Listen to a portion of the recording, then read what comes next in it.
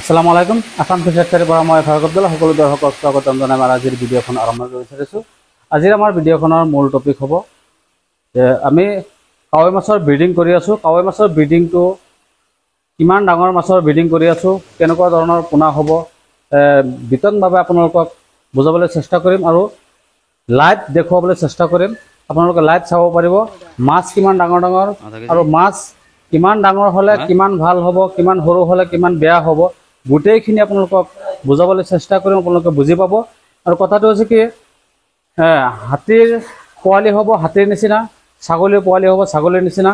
জন্ম যোনে যোনটো জন্ম দিব সেই তেনেকৈ হ'ব। মানে মাক বাপেক যদি ভাল হয় তেতিয়াহ'লে বাচ্চাবিলাকো ভাল হ'ব। তেনেকৈ ছেম তেনেকৈ মাছৰো তেনেকৈ, মানে গোটেই প্ৰজাতি গোটেই জীৱ জন্তু চবৰে ছেম একেই প্ৰচেছ। মানে মাক বাপেক যদি ভাল হয় মাছও পোনাও ভাল হ'ব, পোনাৰ ৰিজাল্ট ভাল হ'ব, পোনাৰ গ্ৰ'থ ভাল হ'ব, পোনা ডাঙৰ হ'ব, স্পন ডাঙৰ হ'ব, কণীবিলাক ডাঙৰ হ'ব, গোটেইখিনি ভাল হ'ব। যদি মাক বাপেক সৰু হয় বা বেমাৰীয়া হয় কিবা হয় তেতিয়াহ'লে মাছৰ পোনাও ইমান ভাল নহ'ব। যিকোনো জীৱ জন্তু হ'লেও ছেম তেনেকৈ হ'ব। আমাৰ এই আজিৰ ভিডিঅ'খন হ'ব এই মাছৰ ব্ৰিডিঙৰ ওপৰত। মাছ কেনেকুৱা ধৰণৰ হ'লে কি হয় আপোনালোকে চাব পাৰিব। বলক আমি কেনেকৈ ব্ৰিডিং কৰা হয়, মানে কেনেকৈ ইনজেকশ্যন দিয়া হয় সেইখিনি আমি চাই আহোঁ। এতিয়া ইনজেকশ্যন চলি আছে, আমি প্ৰত্যেক দিনাখন আমি নিজে ইনজেকশ্যন কৰোঁ, কিন্তু আজি আমাৰ ভিডিঅ' বনাব লাগে সেইটো কাৰণে মই ইনজেকশ্যন নকৰিম। আমাৰ ভাইটি আছে, ভাইটি ইনজেকশ্যন কৰিব। ভাইটি কেনেকৈ ইনজেকশ্যন কৰে আজি প্ৰথম দিন কৰিব, আৰু ৰিজাল্ট কেনেকৈ হয়, স্পন কেনেকৈ হয়, ভাইটি নতুন হিচাপত যিহেতু কৰিব মই শিকাই দিছোঁ, আগতীয়াকৈ অকণমান শিকাইছোঁ এনেকৈ এনেকৈ দিব লাগে, ছেম তেনেকৈ দিব। কেনেকৈ ৰিজাল্ট হয় আপোনালোকে সেইটোও জানিব পাৰিব। গৈ আছোঁ, মাছ কিমান ডাঙৰ আছে মাছবিলাক চাই লওঁ, আপোনালোকে চাব পাৰিব লাইভ হিচাপত।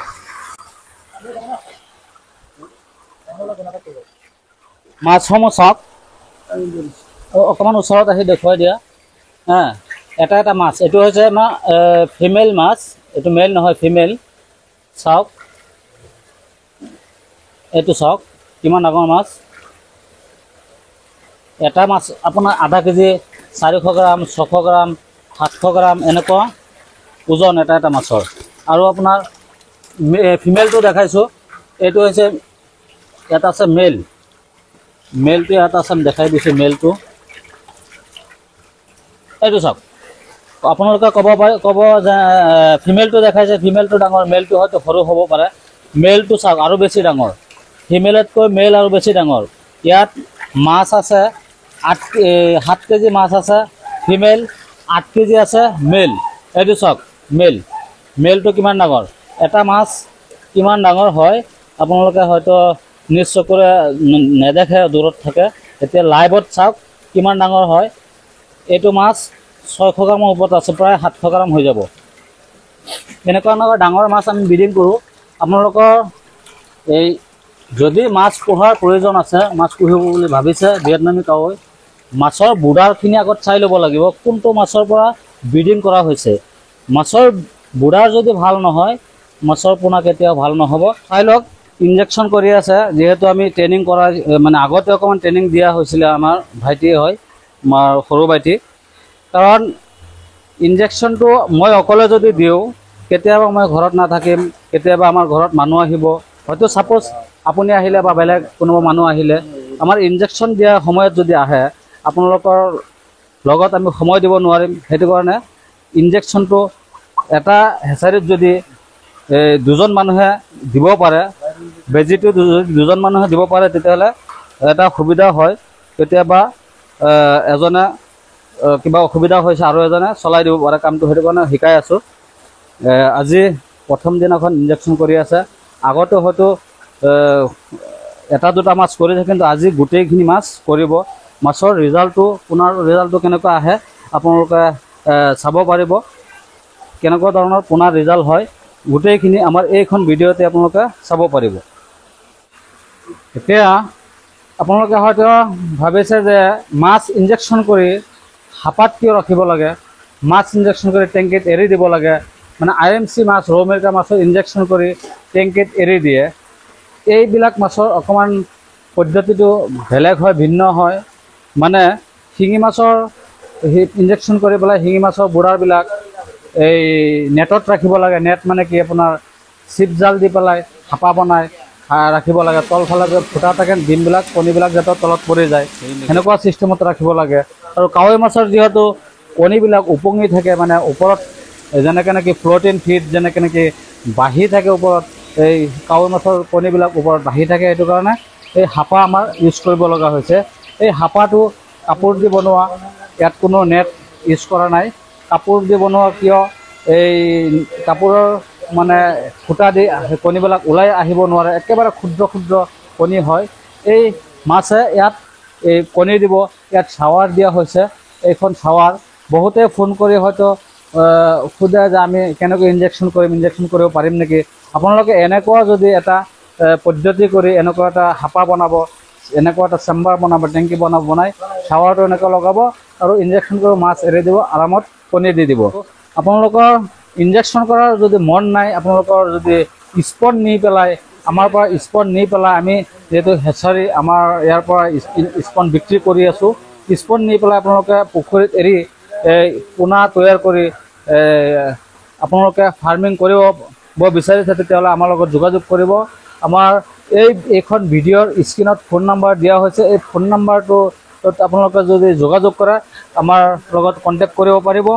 আৰু আমাৰ লগত কণ্টেক্ট কৰাৰ পিছত হয়তো আপোনালোকৰ পোনা দৰকাৰ আছে তেতিয়াহ'লে পোনা নিব পাৰিব, স্পনৰ দৰকাৰ আছে স্পন নিব পাৰিব। শিঙি মাছৰ স্পন হওক, কাৱৈ মাছৰ স্পন হওক, মানে এইবিলাক আপোনালোকে নিব পাৰিব। আৰু কেনেকুৱা ধৰণৰ স্পনবিলাক আপুনি পোহপাল কৰিব, কেনেকুৱা ধৰণৰ পৰিচৰ্যা কৰিব লাগে, কেনেকুৱা ধৰণৰ পুখুৰী ৰেডি কৰিব লাগে, গোটেইখিনি A to Z হয়তো আপোনালোকক শিকাই দিয়া হ'ব। আপোনালোকে আমাৰ লগত কণ্টেক্ট কৰিব। আপোনালোকে আৰামত ঘৰত বহি পেলাই পোনা তৈয়াৰ কৰি আমাৰ পৰা স্পন লৈ পোনা তৈয়াৰ কৰি আপোনাৰ ফাৰ্মিংটো ডাঙৰ আকাৰত কৰিব পাৰিব। আৰু যদি ডাঙৰ আকাৰত আপোনালোকে ফাৰ্মিং কৰিব বিচাৰে তেতিয়াহ'লে পোনা কিনি পেলাই আপোনালোকৰ ইমান লাভ নহ'ব। আপোনালোকে স্পন লোৱাটো বেছি ভাল হ'ব, কাৰণ আপোনাৰ ফাৰ্মটো বহুত ডাঙৰ হ'ব। এই পোনা যদি আপোনালোকে 1 টকা বা 1.5 টকা 2 টকাকৈ পোনা কিনে তেতিয়াহ'লে বহুত টকা আপোনাৰ ইনভেষ্ট কৰিব লগা আছে। আপোনালোকে স্পন লোৱাটো বেছি ভাল হ'ব। আপোনালোকে এতিয়াই কণ্টেক্ট কৰিব স্পনৰ কাৰণে বা পোনাৰ কাৰণে। পোনাও পাব এভেইলেবল, স্পনো পাব এভেইলেবল।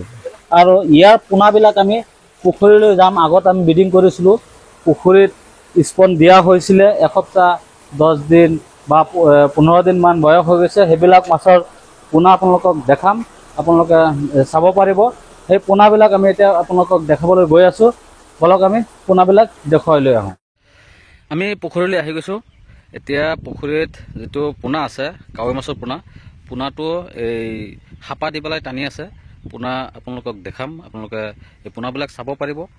আৰু এই পোনাবিলাক কিমান দিনৰ ভিতৰত আমি ডেলিভাৰী কৰিব পাৰিম সেইটো আপোনালোকক আমি জনাম। এটা মাছ পোনাটো যেতিয়া আমি চাম, চোৱাৰ পিছত আমাৰ এটা আইডিয়া আহি যাব, আৰু সেই আইডিয়া মতে আপোনালোকক আমি ক'ব পাৰিম কিমান দিন লাগিব আৰু কেইদিনৰ ভিতৰত আপোনালোকে ডেলিভাৰী পাব।